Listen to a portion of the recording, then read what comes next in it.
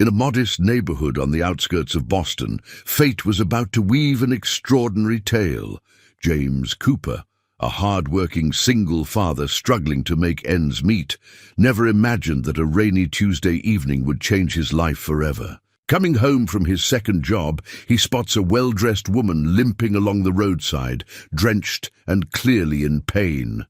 Without hesitation, he offers her shelter in his humble home, a simple act of kindness that would ripple through both their lives in ways neither could imagine. What James doesn't know is that this mysterious stranger, who introduces herself simply as Marie, is actually Princess Maria Therese von Liechtenstein, heir to a centuries-old royal legacy, hiding from a scandal that threatens to tear her family apart.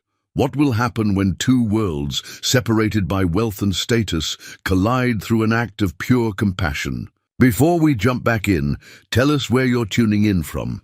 And if this story touches you, make sure you're subscribed, because tomorrow I've saved something extra special for you. The crayon-drawn family portrait hung proudly on the refrigerator, held by a Boston Red Sox magnate that had seen better days.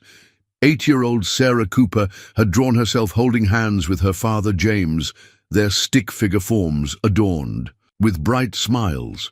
The empty space beside them spoke volumes, a conscious choice Sarah made in all her family drawings since her mother's departure 3 years ago. James stood at the kitchen counter, mechanically assembling Sarah's lunch for the next day. Turkey sandwich, no crust, apple slices, though they'd brown by lunchtime, a small packet of cookies he'd been saving for a special occasion. The clock on the microwave blinked 11:43 p.m., a harsh reminder of another late night after his second job.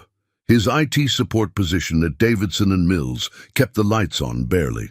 The evening hours driving for rideshare services meant Sarah spent too many nights with Mrs. Martinez next door.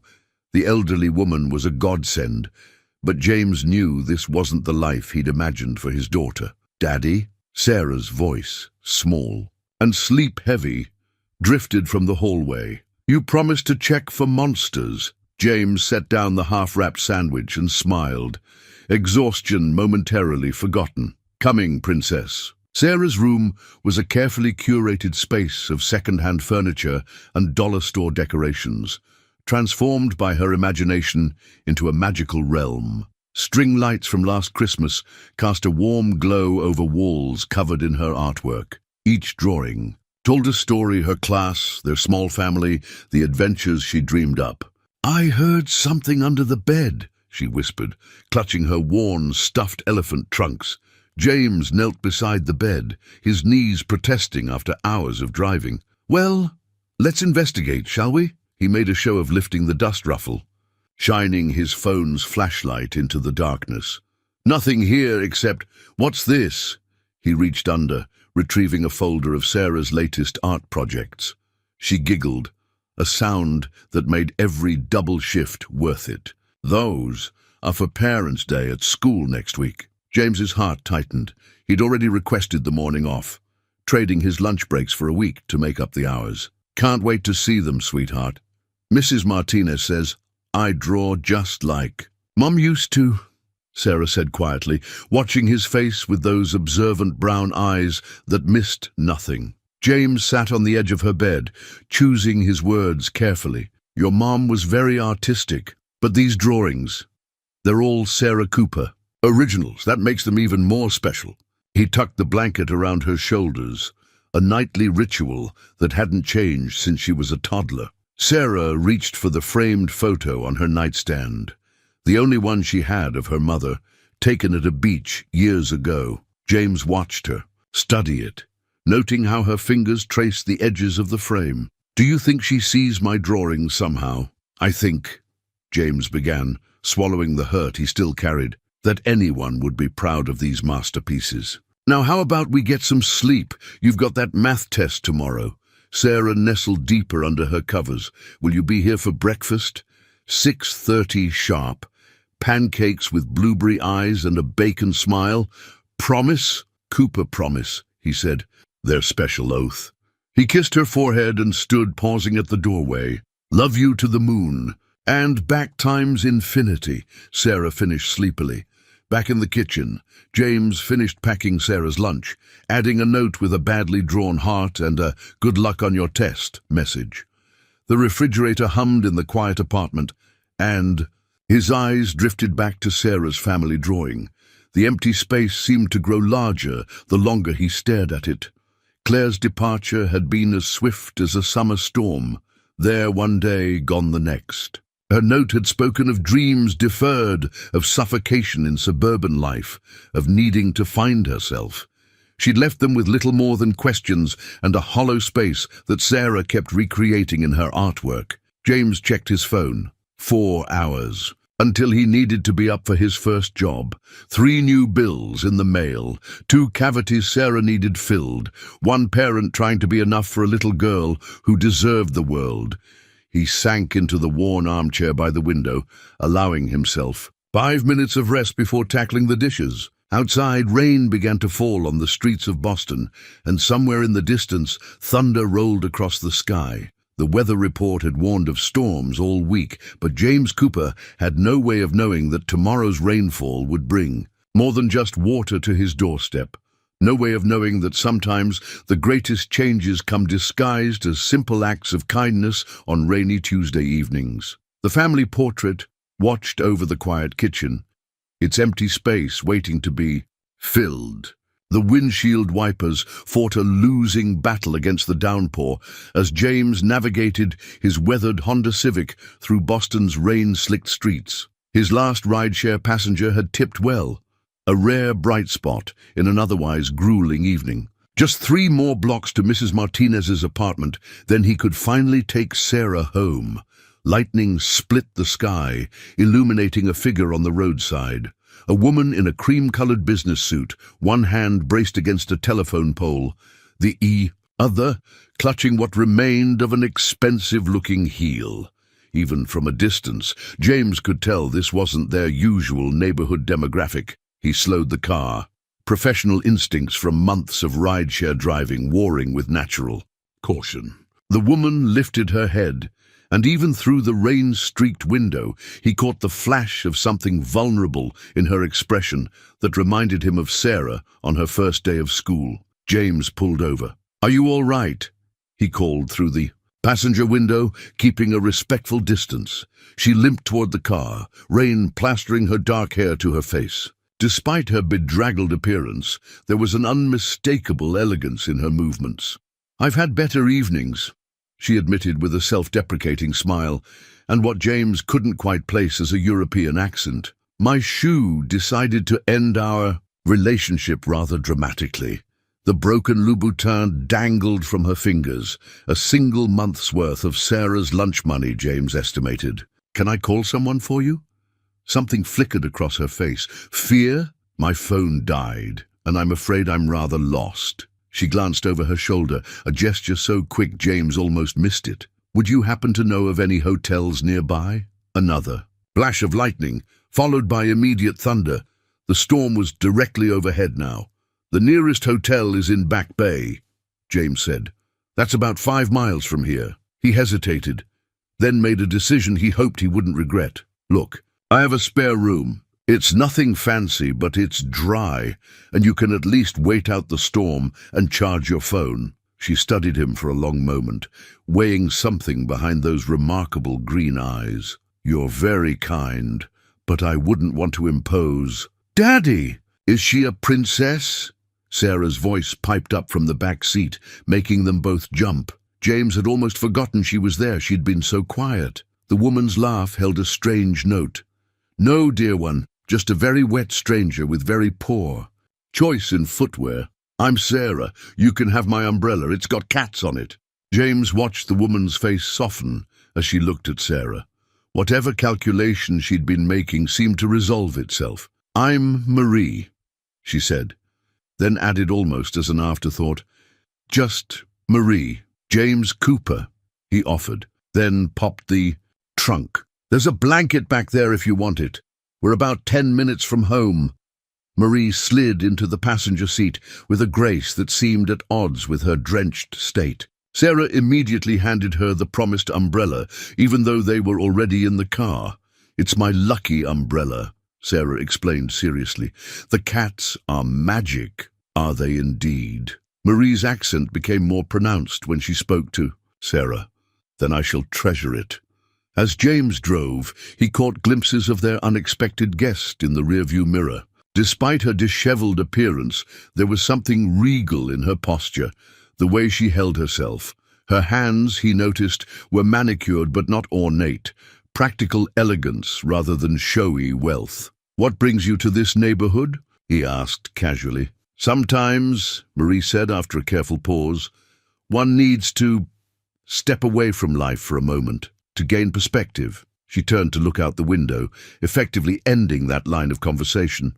Sarah filled the silence with cheerful chatter about her upcoming math test, and Marie responded with genuine interest, asking questions that made Sarah beam. By the time they pulled up to their apartment building, the child had extracted a promise from their guest to help her practice multiplication tables. "It's not much," James said as he helped Marie from the car, noting her wince as she put weight on her right ankle. "But it's home." Marie looked up at the modest brick building with what seemed like wistful appreciation. "Sometimes," she said softly, "the simplest homes hold the greatest treasures." The broken designer heel lay forgotten in the trunk, a small piece of evidence that their lives were about to change in ways none of them could imagine. Above them, the storm began to ease, but Marie's gaze still darted to the shadows between. Parked cars, searching for something or someone before she followed them inside. The leather-bound cookbook appeared on the third morning of Marie's stay, retrieved from her mysteriously salvaged handbag. Its pages were worn with use, corners softened by time, margins filled with handwritten notes in elegant script. Sarah sat at the kitchen counter, watching in fascination as Marie's fingers traced the foreign words with familiar affection. "These were my grandmother's recipes," Marie explained, her voice warm with memory. "She believed that true nobility lies not in what we have, but in what we share with others." James, rushing to leave for his IT job, paused at the unexpected smell of fresh pastry. The kitchen counter, usually cluttered with hastily made toast and instant coffee, now hosted a spread of delicate European breakfast pastries. "You didn't have to do this," he said, even as his stomach rumbled appreciatively. Marie looked up from where she was showing Sarah how to fold dough. "Consider it a small repayment for your kindness. Besides," she added with a slight smile, "I find baking therapeutic." The way she handled the dough spoke of years of practice, yet there was something almost defiant in her expertise, as if each perfectly crafted pastry was a rebellion against some unseen expectation. "These are like the ones in the fancy bakery." "Window!" Sarah exclaimed, biting into a chocolate-filled croissant, "the one where Daddy says we can only look, not buy." James felt his face warm, but Marie smoothly intervened. "Then we shall make our own bakery here. Would you like to learn how?" Sarah's enthusiastic nod sent crumbs flying. James watched as Marie gently showed his daughter how to hold the rolling pin, her patience seemingly endless. There was an ease to their interaction that both warmed and worried him. "Your ankle seems better," he observed, noting how she moved around the kitchen with only the slightest favoring of her right foot. "Yes, though perhaps I should rest it one more day," Marie replied, not meeting his eyes. If that's not an imposition." James studied her for a moment. The sprain seemed minor for someone so reluctant to leave. But there was something in her expression, a shadow of anxiety that made him nod. "Stay as long as you need." Throughout the day, while James was at work, Marie transformed their modest kitchen into what Sarah dubbed their royal bakery. Mrs. Martinez, invited over for afternoon coffee, declared the apricot tart better than my sister's, and she trained in Paris. But it wasn't just the baking. James returned home to find Sarah's homework completed, her multiplication tables mastered. Through some game Marie had invented involving pastry decoration. The apartment held a new warmth, filled with the scent of butter and sugar and something less tangible, possibility, perhaps. That evening, after Sarah was asleep, James found Marie at the kitchen table, her cookbook open but forgotten as she stared out the window. The streetlights cast shadows across her face, highlighting a melancholy he'd noticed surfacing in quiet moments. "Rough day?" he asked, sitting across from her. Marie's fingers traced the cookbook's worn edges. "I was thinking about choices, how the simplest ones can change everything." She looked around their small kitchen with what seemed like genuine contentment. "This life you've built with Sarah, it's beautiful in its authenticity."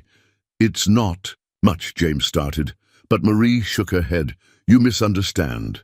This—" She gestured to the homework on the fridge, the mismatched coffee mugs, Sarah's drawings. "This is real, pure." Something like longing crept into her voice. "Do you know how rare that is?" James thought of the way she'd checked her phone earlier, only to quickly hide it when Sarah bounded in, of the careful way she avoided windows when cars drove by slowly, of how she seemed both completely at ease in their humble kitchen and somehow like a rare bird that had sought temporary shelter from a storm. "Sometimes," he said carefully, "real doesn't mean easy." Marie's smile held a weight he couldn't quite understand. "No, but perhaps it's worth more because of that." She stood, gathering her cookbook. "Thank you, James, for not asking questions." "Everyone's entitled to their secrets," he replied, even as his own curiosity gnawed at him. "Though Sarah's convinced you're a genuine princess in disguise." Marie's laugh held a strange note, almost like relief. "What a wonderful imagination she has." She paused at the guest room door. I hope when my secrets eventually come out, you'll remember this moment. Remember that everything else might be complicated, but this, my gratitude, my respect for your family, this is real." James watched her disappear into the guest room, her words settling like the dust of powdered sugar on his shoulders. In the quiet kitchen, the cookbook lay forgotten on the table, a recipe for traditional Liechtenstein Christmas cookies marking the page. The burner phone buzzed at 3 a.m., its vibration against the hardwood floor of the guest room barely audible. Marie retrieved it from beneath the bed, her hands trembling slightly as she read the encrypted message. "Security breach. L family photos. Leaked. Media circling. Stay dark." She deleted the message and stared into the darkness, listening to the quiet sounds of the Cooper household at night. The gentle hum of the refrigerator, the distant rumble of late-night trains, Sarah's occasional, sleepy murmur through the thin walls. Simple sounds that had become unexpectedly precious. A car drove by slowly, headlights sweeping across her window. Marie instinctively pressed herself against the wall, heart racing until the vehicle passed. But the next one lingered, and through a crack in the curtains, she caught the unmistakable glint of a camera lens. Morning brought fresh challenges. James was sorting mail at the kitchen table when Marie emerged, dark circles beneath her eyes, betraying her sleepless night. "Everything okay?" he asked, looking up from a stack of bills. "Thought I heard you moving around last night." "Couldn't sleep," she said, forcing a smile. "Old habits from a different time zone." Sarah bounded in, backpack already on. "Marie! Can you braid my hair like yesterday? Jenny said it looked like a crown." "Of course, Liebling." The endearment slipped out before Marie could catch it. She saw James's eyebrows lift slightly, but was saved from explanation by a knock at the door. James opened it to find Mrs. Martinez, looking uncharacteristically concerned. "James, dear, there are men in suits asking questions at the coffee shop. About your guest." She lowered her voice. "They look official, government type." Marie's hands stilled in Sarah's hair, the half-formed braid unraveling. James caught her expression in the hallway mirror, raw fear quickly masked by practiced composure. "Probably just immigration doing their rounds," James said smoothly. But his eyes met Marie's in the mirror. Questions burned there unasked. After he left for work and Sarah for school, Marie paced the apartment. Her burner phone buzzed again. "Private investigator inquiring at Boston hotels. Maintain position if secure. Extraction team standing by." She deleted this message too, then noticed Sarah's latest drawing on the refrigerator. It showed 3 figures now: James, Sarah, and a new addition wearing what looked like a triangle on her head. A crown, Marie realized, with a mixture of amusement and dread. The afternoon paper, delivered by a sympathetic Mrs. Martinez, made her blood run cold. A small article, buried on page 6, European royalty in crisis, princess's disappearance raises questions about succession. Marie was so focused on the article that she almost missed the sound of expensive shoes on cheap linoleum. She shoved the paper into the recycling bin just as James returned home early, his face tight with concern. "Interesting day at work," he said carefully. "Had some men in dark suits come by the IT department, asking if anyone had helped a foreign woman with computer troubles lately." He leaned against the counter, studying her. "Want to tell me what's really going on, Marie? Or should I say, please?" She cut him off, voice cracking. "Please don't finish that sentence. The moment you say it, everything changes, and I'm not ready for that yet." Sarah's key scraped in the lock before James could respond. Marie watched something shift in his expression, protection for his daughter winning out over curiosity. "Daddy! Marie! Look what I drew in art class!" Sarah burst in, wielding a new picture. "It's us at a castle. Mrs. Kelly said I have a great imagination, but I told her Marie taught me about real castles in Europe and—" "Sarah, sweetie," James interrupted gently, "why don't you get started on your homework? I need to talk to Marie for a minute." Once Sarah was in her room, James turned back to Marie. "I don't need to know everything, but I need to know if my daughter is safe. If we're safe."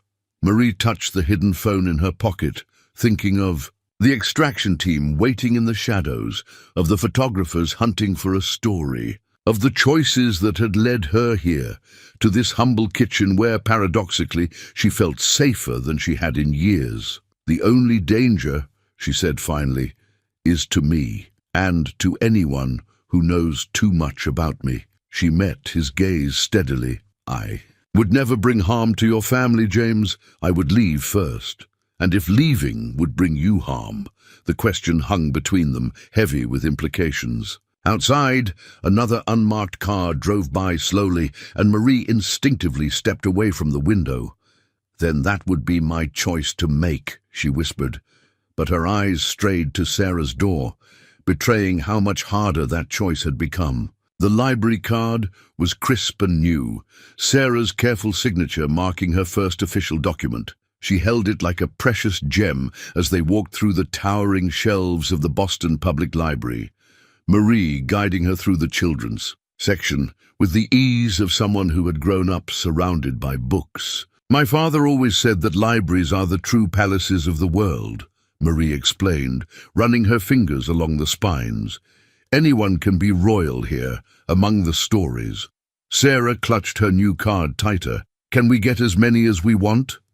6. "At a time," Marie replied, then added with a conspiratorial wink, "though I suspect we'll be returning quite frequently."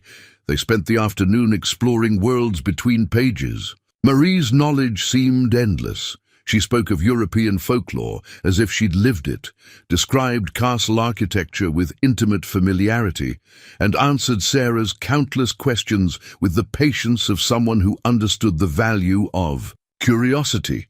"This one," Marie said, pulling out a worn copy of The Little Princess, "was my favorite when I was your age." "Was it?" James's voice came from behind them. He'd arrived early to pick them up, watching their literary expedition with a mixture of gratitude and guarded concern. Marie's smile faltered slightly. "Yes, though perhaps it hit a bit too close to home at times." The drive home was quiet. Sarah, absorbed in her new books, Marie lost in thought. James kept glancing at their guest in the rearview mirror, noting how she relaxed once they were away from the library's security cameras and busy streets. At home, Sarah spread her literary treasures across the living room floor. "Can we read together, like a real book club?" "A royal book club," Marie corrected gently, settling onto the worn couch. "Every story deserves to be read with proper ceremony." James watched from the kitchen as Marie helped Sarah sound out difficult words, their heads bent together over the pages. His daughter was blossoming under Marie's attention, showing curiosity and confidence he hadn't seen before. "She's reading above her grade level," Marie observed later, after Sarah had gone to bed. "She has a natural gift for language, like her mother," James said quietly, then immediately regretted it. But Marie didn't press about Claire. Instead, she retrieved something from her bag, a leather-bound journal. "I got this for Sarah today. For her own stories." She hesitated. "I hope I'm not overstepping." James took the journal, feeling the quality of the paper, seeing the careful way Marie had inscribed Sarah's name on the first page. The gesture struck him suddenly. This woman, clearly from wealth and privilege, choosing such a personal gift for his daughter. "You're good with her," he said finally. "Too good, maybe." Marie's face clouded. "You think I'm going to hurt her by leaving, aren't you?" The question hung between them, heavy with unspoken truths. Marie stood, moving to the window where Sarah's new books caught the evening light. "When I was young," she said carefully, "I had every privilege, every material comfort. But the people in my life, they came and went according to protocol, not love." She turned to face him. "What you and Sarah have, this pure, unconditional bond, it's worth more than any title or treasure." "And what about what you and Sarah have?" James challenged gently. "Because she adores you, Marie, or whatever your real name is." Marie's composure cracked slightly. "My real name comes with obligations that would take me away from this, from her, from—" She stopped herself. But James heard the unspoken word, "from you." "So why stay?" he asked. "Why risk getting closer when you know you'll have to leave?" Marie touched Sarah's library card, which had been left on the coffee table.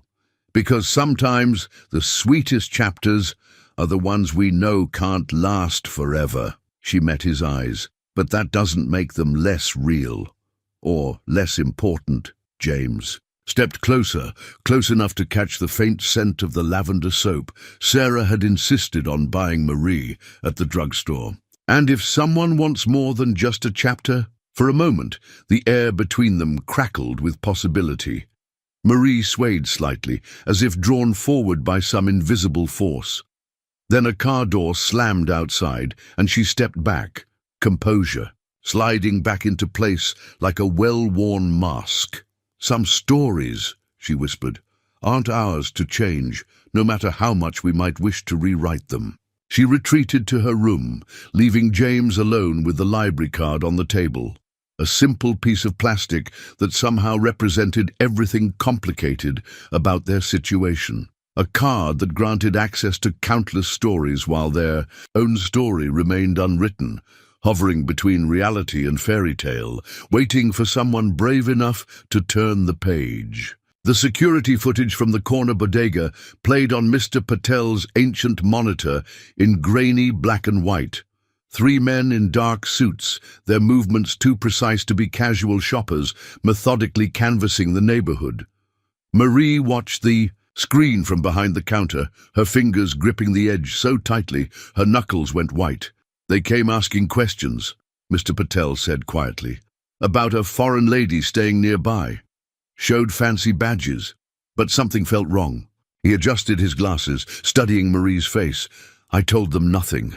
My family knows something about running from powerful people." "Thank you," Marie whispered, her careful composure cracking slightly. "I should go before they return."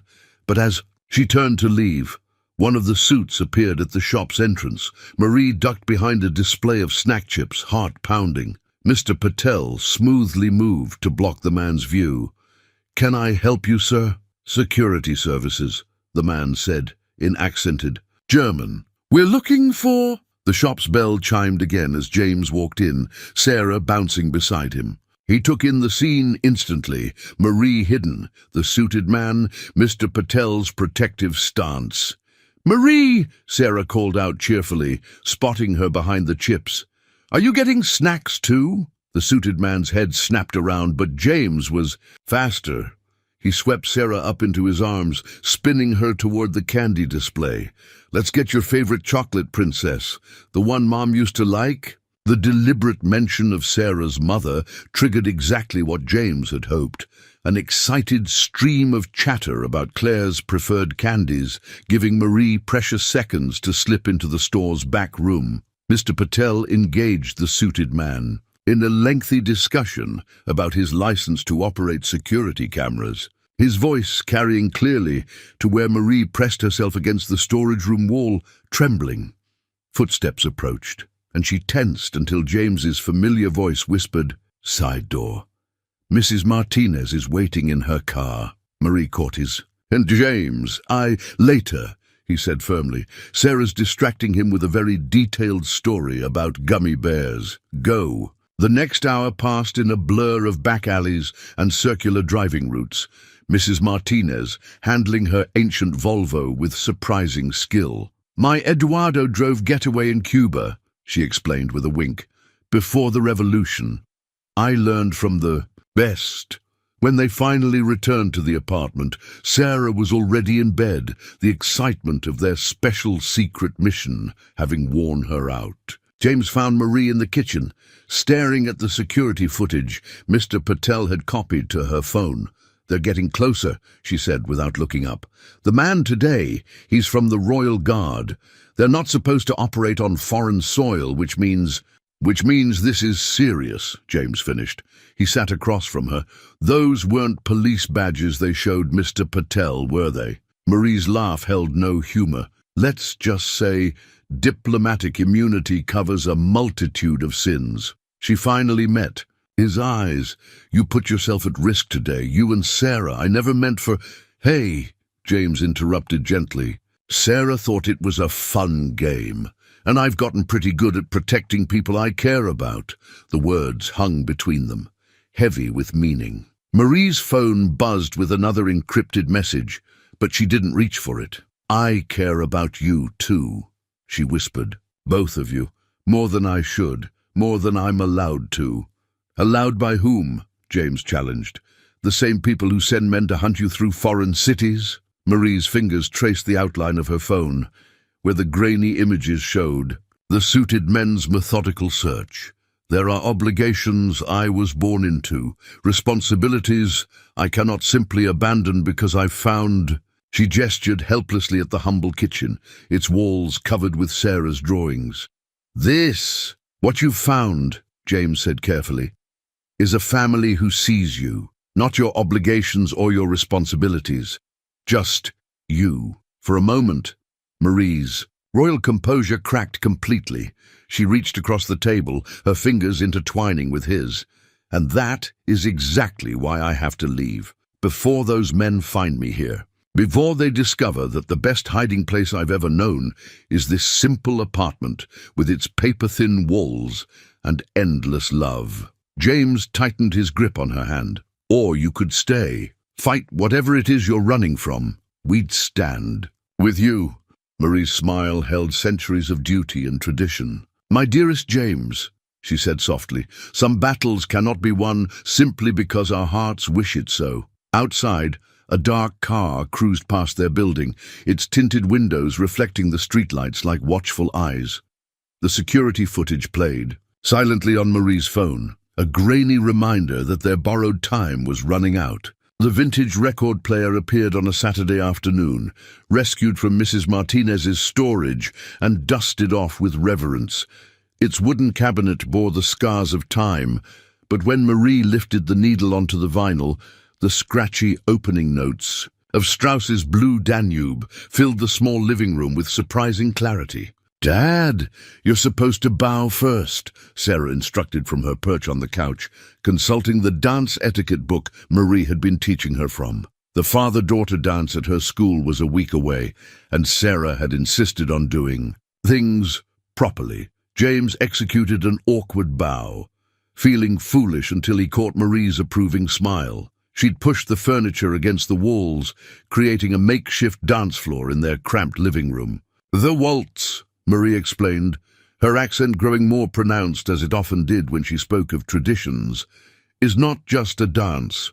It's a conversation between partners, a story told in three-quarter time. She demonstrated a simple box step, her movements graceful despite her casual clothes, borrowed jeans and one of James's old sweaters that somehow looked elegant on her frame. "I'm going to step on everyone's feet," James admitted, watching her float across their worn carpet. Marie stopped in front of him, eyes twinkling. "Then we shall have to prevent that, won't we? For Sarah's sake, of course." "Of course," James echoed, his mouth suddenly dry as Marie took his hand and placed it at her waist. "The key is not in the steps," she said softly, positioning their joined hands at shoulder height. "It's in the connection between partners. Trust. Once you have that, the rest follows naturally." James was acutely aware of her proximity. The lavender scent of her hair, the warmth of her hand in his. "Easy for you to say. You probably learned this in princess school." Marie's rhythm faltered slightly at the word princess, but she recovered smoothly. "Actually, I learned from my grandfather. He said dancing was democracy in motion. Titles and status fall away, leaving only the music and two people moving as one." She guided him through the basic steps, her touch gentle but sure. James focused on not stepping on her feet, counting under his breath. 1, 2, 3, 1, 2, 3, Sarah chanted helpfully from the couch, swaying to the music. "Stop counting," Marie murmured. "Listen to the music. Feel the rhythm. Like waves on a shore, in and out, rise and fall." Gradually, James relaxed into the movement. The apartment disappeared, the bills on the counter, the work emails waiting for responses, the mysterious cars still occasionally cruising their street. There was only Marie, the music, and this moment suspended in time. "There," she said softly, "you're dancing." James met her eyes, saw something unguarded there that made his heart skip. "I have a good teacher." The record crackled as it transitioned to a slower piece. Without discussing it, they drew closer, their steps becoming less formal, more intimate. Marie's head tilted slightly toward his shoulder, not quite resting there, but wanting to. "I wish," she began, then stopped herself. "What? I wish this could be real," she whispered, so quietly he almost missed it. "This life, these moments. Sometimes I pretend." James tightened his hold on her waist. "This is real, Marie. Whatever comes next, whatever you're running from, this right here is real." She looked up at him, and for a moment all her careful walls crumbled. James saw the loneliness behind the grace, the weight of whatever destiny she was trying to escape. Slowly, drawn by something stronger than protocol or caution, he leaned, head down as she tilted her face up. "Now spin her, Daddy."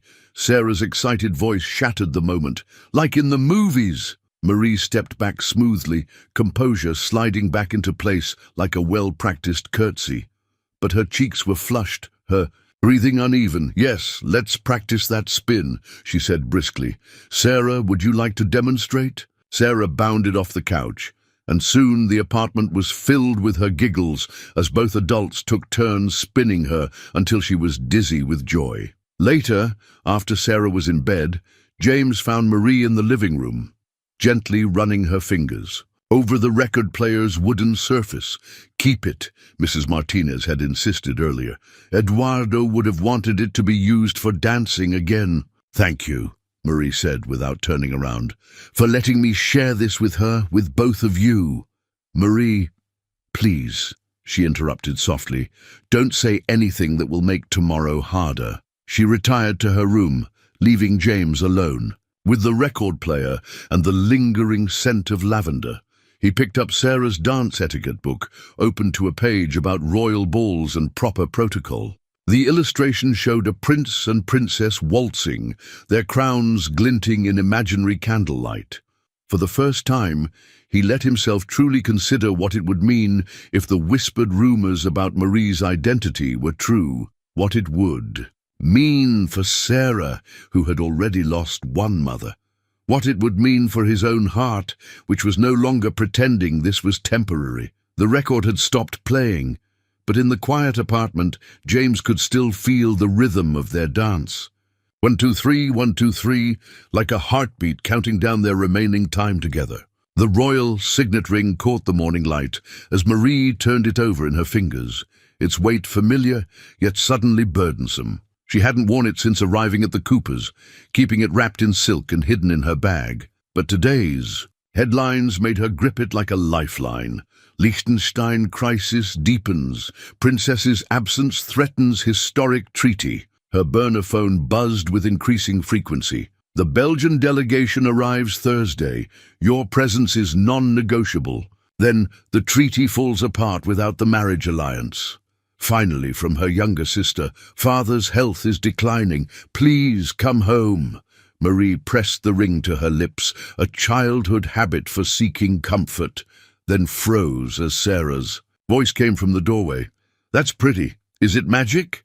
Quickly tucking the ring away, Marie managed a smile. What makes you think it's magical? Because you look at it the way Daddy looks at Mom's old pictures, like it hurts, but you can't stop. Marie patted the bed beside her, and Sarah climbed up, her school uniform already wrinkled, though the day had barely begun. Sometimes, Marie said carefully, growing up means wearing things that feel very heavy, even if they look beautiful to others. Like when Daddy wears his tie for important meetings? Something like that. Marie smoothed Sarah's collar. Speaking of which, we should get you to school. The drive was quiet, James sensing Marie's mood. She sat in the back with Sarah, helping her practice for her vocabulary test, but her responses were automated, her mind clearly elsewhere. At the school gates, Sarah hugged her with unexpected fierceness. You'll still be here for the father-daughter. Dance, right? You promised to help with my hair. Marie met James's eyes in the rearview mirror. I'll do my very best, Liebling. The endearment slipped out again, and this time James recognized it. The same way his mother's German neighbors used to speak to their children, the same way the Liechtenstein royal family was known to address their public in informal settings. Back at the apartment, Marie's phone buzzed again. Her hands shook slightly as she read the message. The media has traced you to Boston, James said quietly. Haven't they? Marie sank onto the couch, the weight of her hidden ring seeming to pull her down. There's a treaty, she said finally. One that would unite several small European nations in an economic alliance. Years of negotiation, countless lives potentially improved. She looked up at him, all hanging on a marriage arrangement that I ran away from.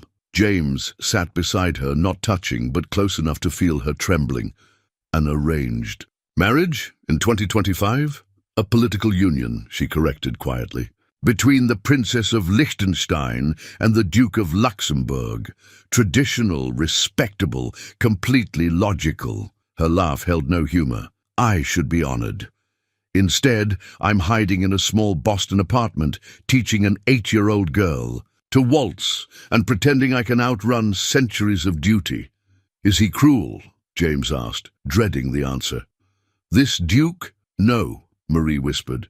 He's perfectly kind, perfectly suitable, perfectly arranged. Like everything else in my life has been arranged since birth, until... She gestured at their surroundings.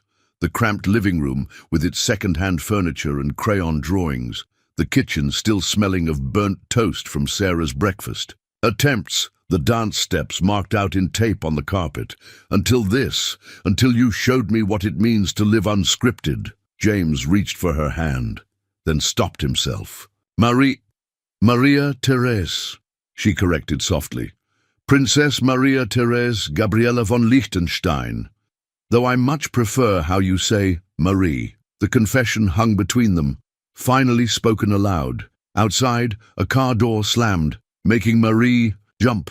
But it was just Mrs. Martinez returning from her morning walk. My father is ill, Marie continued, each word seeming to cost her.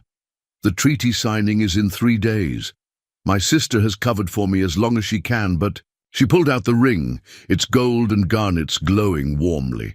This ring has been worn by the women of my family for 12 generations. Each of them did her duty without question. And what about love? James asked quietly. Marie's smile trembled. Love is a luxury royalty rarely gets to choose. She stood, squaring her shoulders in a way he now recognized as inherited poise. I should pack. The longer I stay, the harder.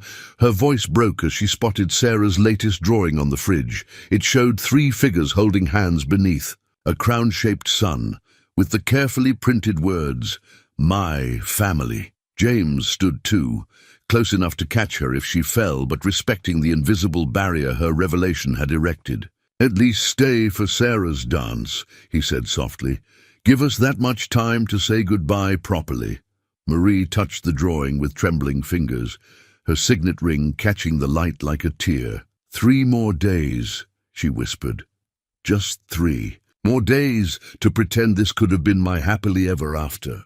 The local newspaper sat innocently on their doorstep, its headline making Marie's heart stop. Boston's mystery Good Samaritan, local IT worker houses stranded woman. The article was small, tucked between ads for carpet cleaning and a church. Bake sale, but its implications loomed large. Area resident James Cooper, 34, has drawn attention for his act of kindness toward an unidentified European woman, the article read. Cooper, a single father known in the Brighton neighborhood for his community involvement, offered shelter to the well-dressed stranger during last month's storms. Neighbors described the woman as refined and possibly foreign nobility, though Cooper maintains she is simply a traveler in need. Marie's hands crumpled the paper's edges as she read Mrs. Martinez's quoted observation. She has a way about her, like someone from those fancy European shows on Netflix, but more real, you know. The way she is with little Sarah, that kind. Of love can't be acted. James found her still staring at the article, her face pale. "I'm so sorry," he said. "The reporter caught me outside work. I tried to keep it vague, but it's not your fault," Marie interrupted. "You handled it perfectly. It's just—" She gestured to her phone, open to international news sites. Once one person makes the connection, on her screen, European. And tabloids were already speculating. Photos of the Liechtenstein Palace, of Marie at her last public appearance, of the Duke of Luxembourg at recent events. Headlines screaming about runaway royalty and scandal. "They'll find me soon," she said quietly. "It's just a matter of time." As if summoned by her words, a sleek black car pulled up outside. 2 men in expensive suits emerged, their movements practiced and purposeful. Marie recognized the younger one, Victor, her family's head of security, the man who'd taught her self-defense since childhood. "Take Sarah's room," James said quickly, reading her tension. "It connects to the fire escape." "I'll handle them." Marie slipped away just as the knock came. Through the thin walls, she heard James answer, his voice casual but firm. "Good morning, gentlemen. Can I help you?" "Mr. Cooper." Victor's accent was barely noticeable, his tone professionally pleasant. "We represent the Liechtenstein consulate. We believe you may have information about—" "Sorry," James interrupted. "Like I told the reporter, I just helped someone who needed it. Isn't that what anyone would do?" "Of course." A new voice, smoother. "And such kindness should be rewarded. The consulate would be happy to demonstrate its appreciation for any helpful information."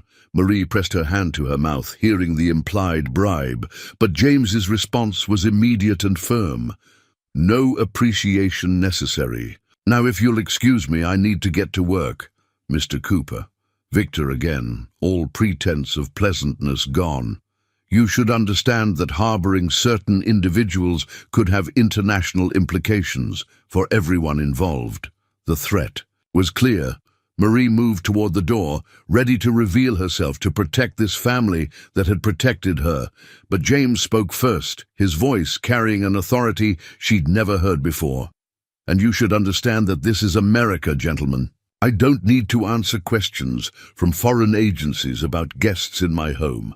If you have legitimate concerns, feel free to work through proper diplomatic channels. Otherwise, please leave before I call BCPD about harassment." Silence followed, then retreating footsteps. Marie waited until she heard the car drive away, before emerging. James stood at the window, watching the street. "They'll be back," she said softly. "I know." He turned to face her. "With warrants, probably. Real ones this time." Marie sank onto Sarah's bed, surrounded by stuffed animals and crayon masterpieces. "You could have told them, taken the reward. God knows you could use it with Sarah's dental work coming up." James sat beside her, the small bed creaking under their combined weight. "You know, when Sarah's mother left, I learned something important about choices. Sometimes the right one is the harder one. And this, defying international authorities, that's the right choice.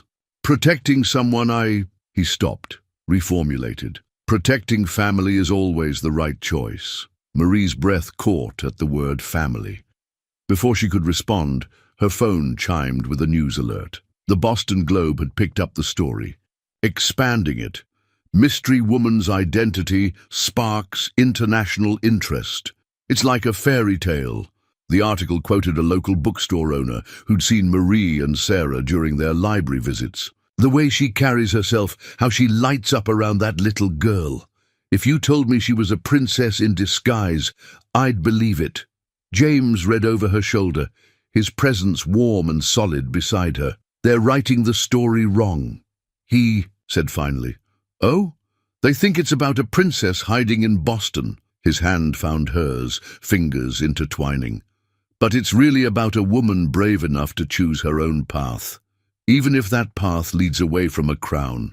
Marie looked at their joined hands, his bearing the marks of practical work, hers still showing the faint indentation of her signet ring. And if that path is about to be blocked by international treaty obligations and centuries of duty, James's grip tightened.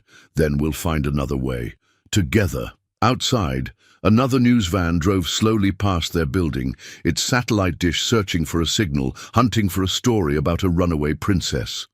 Inside, in a little girl's bedroom filled with drawings of the family she wished for, a real-life fairy tale was taking an unexpected turn. The palace photograph slipped from Sarah's backpack during morning reading time, scattering her classmates like startled birds. There, in glossy color, stood Marie, Princess Maria Therese, resplendent in a blue gown and tiara, posed formally with the Liechtenstein royal family. "That's my Marie," Sarah had exclaimed proudly, not understanding why her teacher's face had gone pale, why phones had emerged throughout the classroom, why within minutes the school secretary was hurrying her to the office where James and Marie already waited. Now they sat in their living room, the photograph between them on the coffee table, while outside news vans lined their quiet street. Sarah's principal had been understanding, arranging a discreet exit through the gym, but the story was already breaking across international media. "I'm sorry," Sarah whispered, her small face crumpled with worry. "I just wanted to show my friends the pretty picture Mrs. Martinez helped me find online." Marie gathered the child into her arms. "Oh, Liebling, you have nothing to be sorry for. Sometimes secrets are too heavy for little shoulders to carry." James picked up the photograph, studying it with new eyes. Marie stood slightly apart from her family in the image, her smile perfect but distant. Nothing like the warm laughter she shared with Sarah over breakfast. "The treaty signing is tomorrow," Marie said quietly, stroking Sarah's hair. "In Luxembourg." "And the wedding?" James asked, his voice carefully neutral. 3 days after." Marie's fingers trembled slightly. "Everything's been arranged. The guest list, the ceremony, the alliance that will follow, hundreds of lives improved. Through new trade agreements and diplomatic ties, all perfectly logical." "But not perfect," Sarah said suddenly, looking up. "Perfect is when you make pancakes with Daddy and teach me to dance and read me stories with all the right voices." Marie's composure cracked. A tear slid down her cheek, then another. "My darling girl, sometimes grown-ups have to—" She was interrupted by a firm knock. Through the window they could see dark suits, official cars, cameras. The world had found them, Your Highness. Victor's voice carried through the door. "The car is waiting. Please don't make this more difficult than necessary." James stood, his decision visible in the set of his shoulders. "You don't have to go." James, no, listen. This is America. They can't force you to leave, to marry, to be someone you don't want to be. Marie touched the photograph, her past self staring back with dutiful eyes. They don't have to force me. Duty does that well enough on its own. The knocking grew more, insistent. Sarah clung tighter to Marie, and for a moment the princess mask slipped completely. I never meant for any of this, Marie whispered. I just wanted a few days to be myself, to know what it felt like to be loved for who I am, not what I represent. She looked at James. To fall in love without treaties and titles between us. James crossed the room in 2 strides, pulling both Marie and Sarah into his arms. Then, stay, he breathed against her hair. Stay and we'll figure it out. Sarah needs you. I need... Your Highness! Victor again. The press is gathering. We need to move now. Marie disentangled herself gently, wiping her eyes. They watched as she transformed before them, spine straightening, chin lifting, emotions. Carefully tucked away, Princess Maria Therese emerged like a butterfly from a chrysalis, beautiful but somehow less real than their Marie. Sarah, my darling, she said softly, kneeling to eye level. Thank you for showing me what family truly means. She pressed something into the girl's hand, her lucky library card. Keep reading stories, even the ones without perfect endings. To James, she said nothing for a long moment, just touched his face with trembling fingers. Then she whispered, Thank you for teaching me what it means to be real. Before either could respond, she opened the door. Victor stood with an escort of suits and security, relief visible on his face. Cameras flashed from the street as Marie stepped out, head high. The Princess of Liechtenstein was briefly delayed by inclement weather, she announced clearly, her accent crisp and formal. She is now returning to fulfill her obligations to her people. No further statements will be made. James and Sarah watched from the window as Marie was escorted to a waiting car. Just before she ducked inside, she glanced back. For a split second, the princess mask slipped, and then Marie looked at them one last time. Then she was gone, leaving only the photograph on their coffee table, a ghost of who she had been before love showed her who she could be. Sarah picked up the picture, then deliberately turned it face down. "Daddy," she said with the simple wisdom of children, "in real fairy tales, doesn't love win in the end?" James gathered his daughter close, watching the motorcade disappear around the corner. "Yes, princess," he said softly. "In real fairy tales, it does." Marie's diary lay open on the guest room bed, forgotten in her hasty departure. James found it while helping Sarah gather Marie's things at the request of the royal staff, who would return for them later. The leather-bound journal's pages were filled with her elegant script, the last entry still fresh. "My dearest Sarah and James, if you find this, I've already left.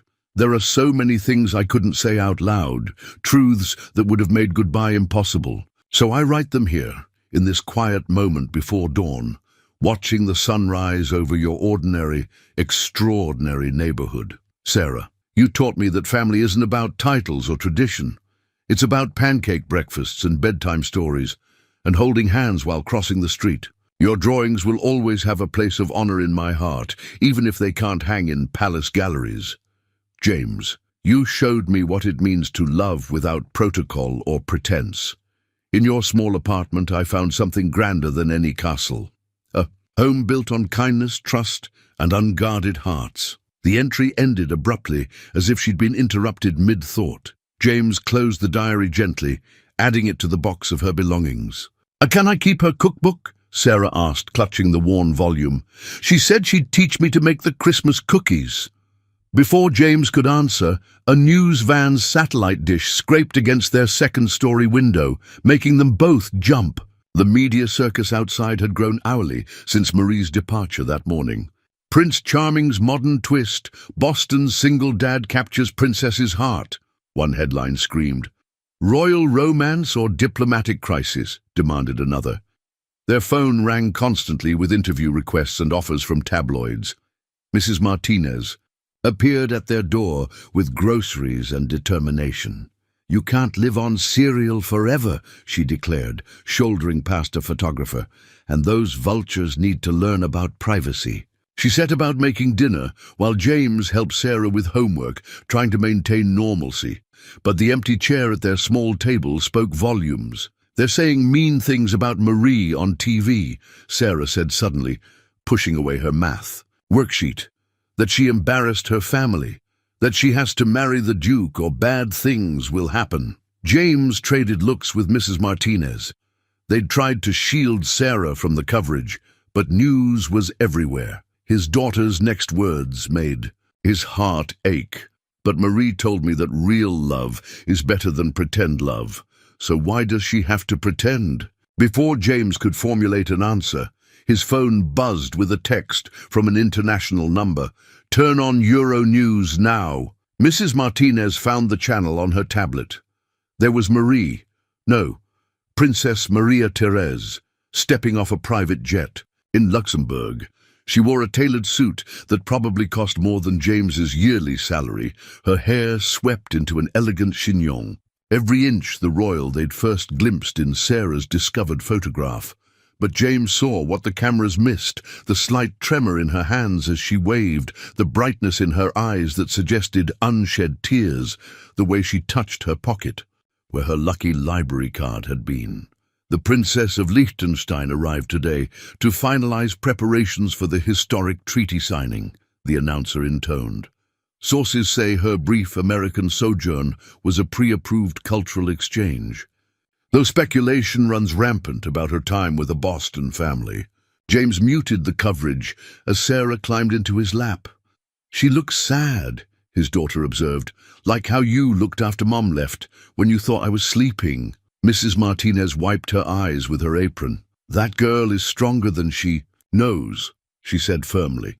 "And sometimes the strongest choice is walking away from what you want to do what you must." "But it's not fair," Sarah protested. "No, Mija, it's not." Mrs. Martinez began gathering dishes. "But your Marie, she taught you about real love, yes? Sometimes real love means making hard choices for the people who depend on you." James held Sarah closer, breathing in the familiar scent of her strawberry shampoo. On the muted screen, Marie was greeting a distinguished-looking man. The Duke, James realized.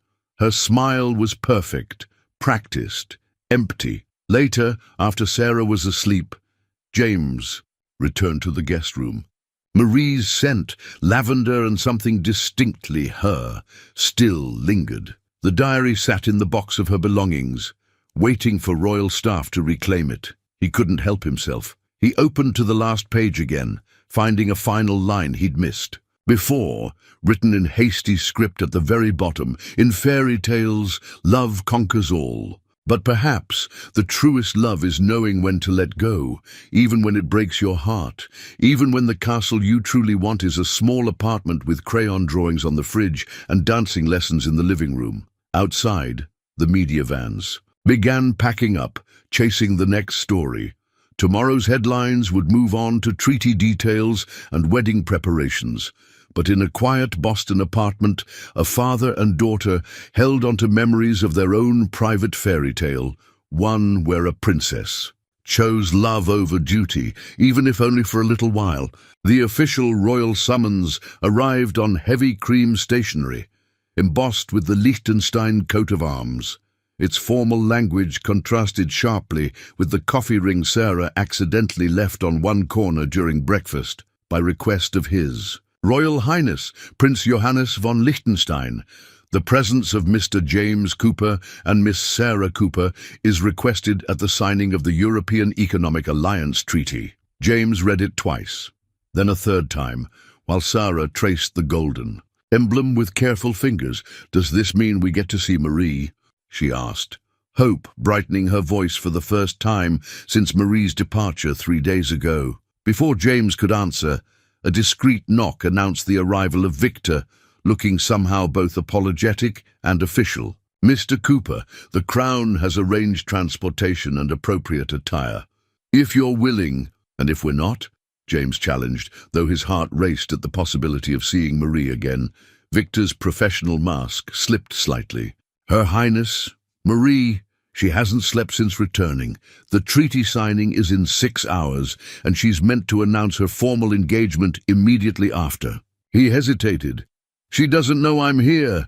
This was her father's idea. Sarah tugged at James's sleeve. Daddy, in my books, this is when the prince races to stop the princess's wedding. This isn't a fairy tale, sweetheart, James said gently. But Victor interrupted. With respect, Mr. Cooper, perhaps it should be. He pulled out his phone, showing them a news article. Public sentiment was turning. Photos of Marie's genuine interactions with Sarah had gone viral. Comments flooded social media about modernizing. Monarchy, about love versus tradition.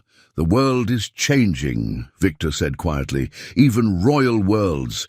His Highness, he remembers how much his daughter smiled in your kitchen, more than she has in years of palace life.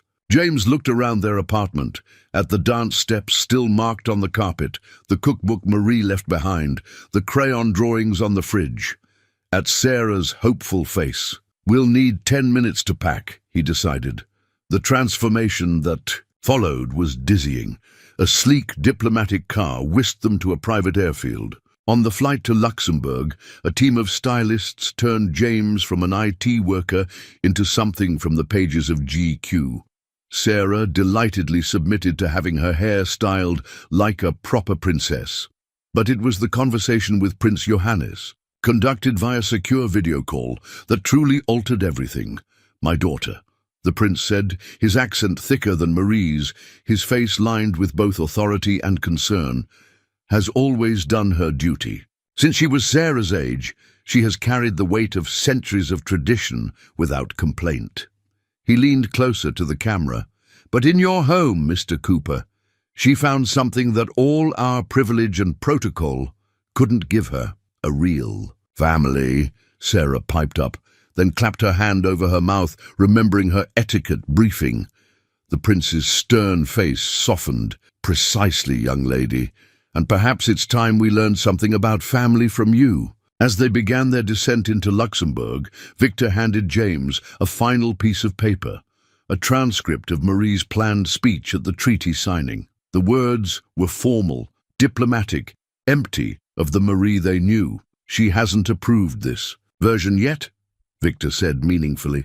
There's still time for amendments. Sarah, dozing against James's shoulder in her new dress, stirred. Are we going to rescue Marie?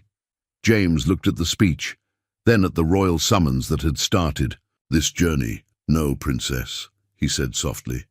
I think we're going to help Marie rescue herself. The Luxembourg Palace loomed before them, its flags snapping in the wind. Press cameras flashed as their car approached. Through the tinted windows, James caught glimpses of assembled dignitaries, security teams, and at the center of it all, a familiar figure in blue.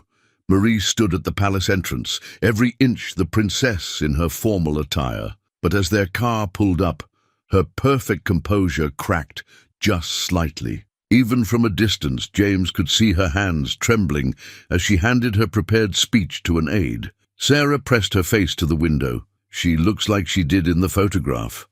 All pretty, but pretend. Then let's remind her how to be real, James said, straightening his tie. As they stepped out into the Luxembourg sunshine, cameras whirring and reporters shouting questions, James felt the weight of Marie's diary in his inside pocket. Victor had insisted he bring it. Inside, beneath her last entry about letting go, he'd written his own. Some fairy tales aren't about rescuing princesses from towers. Sometimes they're about reminding them that they're strong enough to choose their own path. And that real love means never having to choose between duty and happiness, because true duty is being true to your heart. The palace doors opened, and Marie took a single step forward, protocol warring with desire on her face. Behind her, the Duke of Luxembourg watched with growing understanding. Above them all, Prince Johannes nodded once, almost imperceptibly. The next move would be Marie's, and this time she had a choice. The house deed trembled in Marie's hands, its official stamp still fresh, a modest three-bedroom home in Boston's suburbs, purchased by the Liechtenstein Royal Trust as part of what the press was calling the compromise. "It's not exactly a castle," James said softly, watching her trace the address with shaking fingers. "It's better," Marie whispered, remembering how they'd reached this moment. Just hours ago she'd stood before the assembled dignitaries, her prepared speech forgotten at the sight of James and Sarah in the palace doorway. The Duke of Luxembourg, Antoine, had been the first to break protocol, stepping forward with an understanding smile. "Your Highness," he'd said, loud enough for the press to hear, "I believe we've been trying to write the wrong kind of history." The memory played out like a dream. Antoine tearing up their marriage contract, her father's subtle nod, the unexpected applause from the gathered diplomats. The treaty, it turned out, didn't need a marriage to succeed, just mutual understanding and respect between nations. Now, standing in the sunlit kitchen of their new home, Marie watched Sarah explore every room, her excited voice echoing through. Empty spaces waiting to be filled with their own traditions. "And this room can be for teaching proper princess things," Sarah declared, spinning in what would become the study, "but also normal things like math and cookie baking." James laughed, the sound warming Marie more than any palace fireplace ever had. "Speaking of proper things, don't you have some news to share at school tomorrow?" Sarah beamed. "I get to tell everyone that Marie is staying, but also that she's still a princess, but a different kind. A Boston kind, a modern kind," Marie corrected gently, setting down the deed to help Sarah unpack her backpack. "One who serves her people through cultural exchange and diplomatic education programs." The official title they'd created still felt new on her tongue, but far more comfortable than future Duchess of Luxembourg had ever been. The compromise had been elegantly simple in the end. Marie would maintain her royal status and duties, but base herself in Boston, where she'd establish a European-American cultural center. She would represent Liechtenstein's interests abroad while helping modernize the monarchy's approach to international relations. "It's quite revolutionary," her father had mused during the treaty signing. "A princess who chooses love and duty rather than sacrificing one for the other." The deed represented more than property. It was permission to write her own fairy tale, one where a princess could have a real home with crayon drawings on the fridge, weekend pancake traditions, and bedtime stories that didn't always end conventionally. "Look what I found," Sarah called from the living room. She held up Marie's cookbook, rescued from the apartment. "Can we make celebration cookies?" "First, we need to buy an oven," James pointed out pragmatically. "And possibly some walls that aren't beige." Marie laughed, the sound free and unrestrained, so different from her careful palace chuckle. "The royal decorators offered their services. I told them we prefer to make our own marks on our home." "Our home," James repeated softly, drawing her close. "You know, when I picked up a stranded woman in the rain, I didn't expect a fairy tale." "Reality," he corrected, kissing her temple. "Better than any fairy tale." Sarah appeared between them, clutching both their hands. "Does this mean I get to be a princess too?" Marie knelt to eye level with the girl who had first seen through her royal facade. "My darling, you've been a princess all along. The real kind, brave, kind, and true to yourself." Through the window, they could see Victor orchestrating the discreet security setup that would protect their privacy while maintaining Marie's royal status. The media had dubbed their story the Boston Fairy Tale, but they would write the everyday chapters themselves. "There will still be protocol," Marie warned, suddenly serious. "Public appearances, royal obligations, diplomatic events." James pulled her back up into his arms.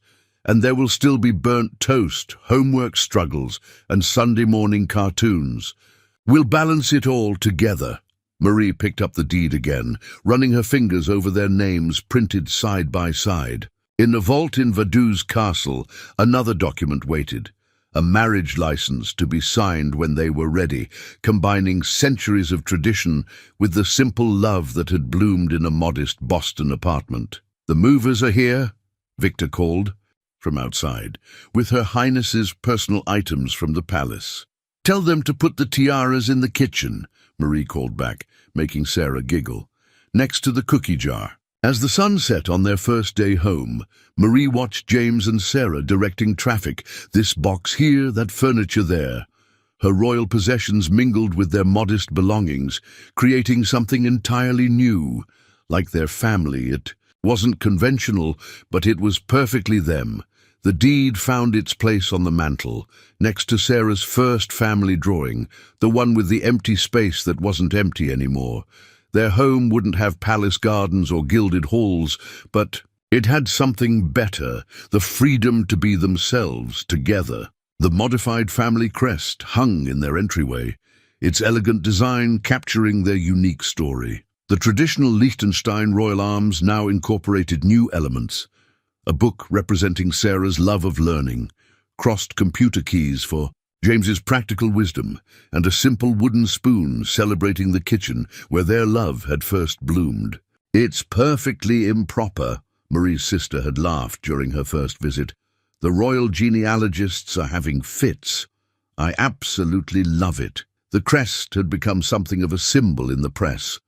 Modernizing monarchy, how love rewrote the key rules, one headline declared. Marie's decision to choose both love and duty had sparked conversations about tradition versus progress across Europe's royal houses. This morning, as Sarah proudly wore her princess-in-training badge to school, a compromise between royal protocol and elementary school dress codes, Marie prepared for her first official function in their new dual life. The Cultural Center's opening ceremony would unite Boston's community leaders with European diplomats. "Your tiara's crooked," James observed, helping her adjust it in their bedroom mirror. "Though I still think the Red Sox cap would make a better statement." Marie laughed, the sound echoing through their home, no longer a palace, not quite a regular house, but perfectly them. "Save that for the baseball diplomacy initiative next month. Today we're being properly royal, properly royal." He echoed, straightening his own tie. "You know, when I taught you to use our ancient coffee maker, I never thought I'd be learning proper fork placement in return." "Fair trade," Marie smiled, then sobered slightly. "Are you sure you're ready for this? Once we make this public appearance, together everything changes. The press, the protocol, the pressure." James turned her away from the mirror to face him. "Hey, I fell in love with Marie, who burned toast and taught my daughter to waltz. The princess part. That's just extra credit." From downstairs, Sarah's voice called out, "Mrs. Martinez says we're going to be late," and she made her special good luck empanadas. Their neighbor had appointed herself unofficial royal normal life translator, helping the family navigate their unique situation with practical wisdom and unfailing humor. Her empanadas had already become legendary among the security staff. The cultural center itself was a masterpiece of diplomatic design, elegant enough for royal functions, but welcoming enough for community events. Today's ceremony would officially launch Marie's new role, a princess who bridged worlds rather than being trapped by them. Sarah skipped through the grand entrance, her school backpack clashing cheerfully with the formal decorations. "Remember," she announced, "Mrs. Martinez says we're just like our special crest, fancy and normal, all mixed up perfectly." Marie touched the crest pin on her lapel, a miniature version of their family symbol. The royal genealogists had indeed protested its unorthodox design, until her father had quietly pointed out that love had always been the true foundation of any lasting legacy. The morning news played on Victor's security tablet. Princess Marie, as she's now known in Boston, has revolutionized the concept of royal duty. Sources say other European houses are following her example, exploring ways to maintain tradition while embracing modern love stories. "They're calling it the Boston Protocol," Victor reported, not quite hiding his smile. "The idea that royal duty can evolve without being abandoned." James helped Sarah with her coat, while Marie reviewed her speech one last time. The words were different from the ones she'd almost given at the treaty signing. These were real, honest, born from the heart, rather than protocol. "Ready?" James asked softly. Marie looked at her family, her decidedly unroyal, absolutely perfect family. Sarah, who saw through titles to the real person beneath. James, who had offered shelter to a stranger and love to a princess without asking for anything in return. Even Mrs. Martinez, arriving with her basket of empanadas, representing the community that had embraced their unusual story. "The press is assembled," Victor reminded gently, "and the Archbishop just arrived for the blessing." Marie squared her shoulders, feeling the weight of her tiara, lighter somehow, when balanced by the love that surrounded her. Time to show the world that fairy tales can have modern endings.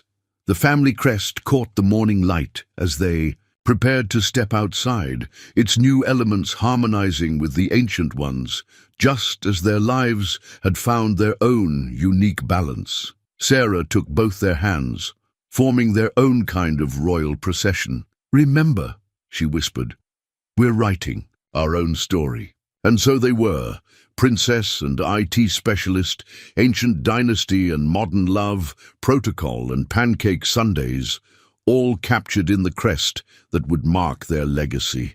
A family that chose love without sacrificing duty and found magic in the balance between two worlds. The wedding invitation defied centuries of royal protocol, just like the love story it announced. Crafted on handmade paper, it combined the formal grandeur of a state occasion with intimate details that were purely them. Tiny dancing steps bordered. The text, echoing the marks still visible on their first apartment's carpet, while watercolor cookies replaced traditional royal seals. Her Royal Highness Princess Maria Therese Gabriella von Liechtenstein and Mr. James Michael Cooper joyfully invite you to celebrate their marriage where fairy tales meet real life. The ceremony would unite two worlds. Boston Commons Public, Garden for the Vows, followed by a reception that would transform their cultural center into a space where diplomats and neighborhood friends could mingle comfortably. "The palace is having palpitations over the location," Marie admitted, watching. Sarah practiced her flower girl walk with Mrs. Martinez. "A royal wedding in a public park? Good thing you're not just any royal," James replied, sliding his arms around her waist. "You're our Boston princess." Sarah paused her practicing to study the invitation's elaborate calligraphy.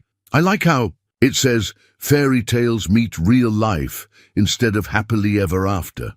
"Because real life is better," Marie said, smoothing Sarah's hair, "even with burnt toast and homework struggles and learning to balance two worlds." The guest list had been its own diplomatic achievement. European royalty would sit beside Boston IT professionals. Sarah's entire class had been invited, their excitement about attending a real princess wedding matching that of any dignitary. Mrs. Martinez had been given a place of honor, equal to any duchess. The invitation's most remarkable feature was a small note at the bottom. "In lieu of gifts, please contribute to the Boston Children's Library Fund, helping write new stories for future generations." The Duke of Luxembourg sent his response, Victor reported, entering with the morning's correspondence. "He's not only attending, but has offered to double all library donations made in your honor," Marie smiled, remembering Antoine's graceful step aside months ago. He'd since become one of their strongest allies in modernizing royal traditions, and his friendship had proved invaluable during the more challenging moments of their transition. "The press is calling it the People's Royal Wedding," Victor continued, showing them the morning headlines, though they're still debating the protocol implications of the bride wearing both a tiara and Red Sox cufflinks. The cufflinks were non-negotiable, James grinned. "If I'm becoming royal adjacent, I'm bringing Boston with me." Sarah twirled in her practice flower girl dress, a compromise between princess ball gown and practical comfort. "Will there be cookie bouquets like in the invitation? Regular flowers make me sneeze. Cookie bouquets for you." Marie confirmed. Traditional flowers for the diplomatic pictures and books for the centerpieces. Something for everyone. The invitation had set the tone for the entire celebration, a bridge between protocol and personality, duty and love. European papers dubbed it revolutionary. Boston locals called it wicked perfect. Mrs. Martinez adjusted Sarah's crown of practice flowers. In my day, royal weddings were all about tradition. But this, she gestured to the invitation, with its dancing steps and cookies, this is about family, the real kind. The afternoon sun caught the invitation's watercolor details, making them shimmer. Like their love story, it was neither traditionally royal nor entirely common. It was uniquely them. The RSVPs are overwhelming, Victor noted. Not just from the expected diplomatic circles. Local families, community leaders, even that coffee shop owner who first suspected Marie's identity. They all feel part of the story. They are part of the story, Marie said softly. Every person who helped us. Hide, who kept our secrets, who supported our choice to rewrite the rules. They're why this invitation exists at all. James picked up one of the invitations, running his fingers over the raised text that united their names, their worlds, their futures. You know, when I offered shelter to a stranger in the rain, I never imagined I'd be helping to modernize a monarchy, and I never imagined that running away would lead me home, Marie replied, reaching for his hand. Sarah gathered up her practice bouquet, her small face serious. Can we practice the walk again? I want it to be perfect. Perfect isn't about not making mistakes, Liebling, Marie reminded her. It's about being true to who you are. The invitation caught the light again, its dancing steps and cookies telling their story better than any formal proclamation could. Outside, Victor's team was already preparing for tomorrow's ceremony, transforming the public garden into a space where royal tradition could waltz comfortably with Boston charm. Like the invitation that announced it, their wedding would prove that the greatest traditions aren't the ones we inherit, but the ones we dare to create ourselves. The thank you cards were as unconventional as everything else about their wedding had been. Each one featured a photograph of the public garden ceremony, where golden autumn leaves had fallen like nature's confetti around the assembled guests. But it was the handwritten messages inside that captured the true spirit of their celebration. Dear Mrs. Martinez, Marie wrote, her elegant script flowing across the card, thank you not just for your attendance, but for teaching me that real nobility lies in how we treat each other. Your empanadas received higher praise than the royal catering, and your wisdom about blending families across all boundaries helped make our day perfect. The cards spread across their dining room table told the story of a wedding that had changed, more than just their lives. To Sarah's teacher, thanks for helping her classmates understand that real princesses wear Red Sox caps during the reception. To Mr. Patel, gratitude for the corner store's contribution of penny candy favors mixed with Belgian chocolates in defiance of protocol. The palace switchboard is overwhelmed, Victor reported, adding another stack of responses to the growing peal. Everyone who attended wants to share how the ceremony affected them. The Archbishop of Luxembourg had written a lengthy letter praising their innovation of including both religious traditions and community celebrations. The Duke's response spoke of inspiration for his own future choices, but it was the local responses that touched them most deeply. I've never seen anything like it, James read from one card, written by his IT department colleague. Diplomats dancing the electric slide with Boston cops, my kids playing tag with junior dukes and duchesses. It felt like a fairy tale. Coming true in real life, Sarah finished, carefully placing her own thank you notes, illustrated with crayon drawings, into envelopes. The wedding had indeed merged their worlds in unexpected ways. The formal ceremony had maintained the necessary royal dignity, with Marie resplendent in her grandmother's tiara. But when she'd switched to a Red Sox cap for the reception, leading everyone in Sweet Caroline, something magical had happened. Titles and positions had melted away, leaving only joy. The European press is still talking about the cookie bouquets, Victor said, showing them the latest headlines. And several royal houses have inquired about your community integration protocol for formal events. Marie smiled, remembering how Sarah had solved the flower versus cookie debate by suggesting they do both.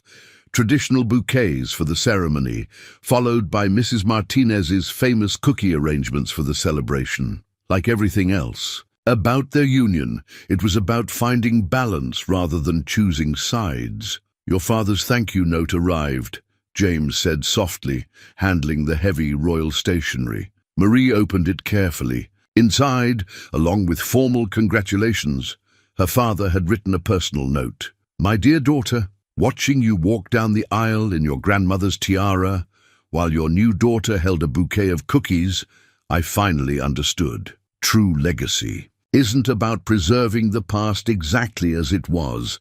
It's about giving the next generation courage to honor tradition while writing their own stories. Sarah interrupted their reading by announcing that her entire class had sent individual thank you notes for being included.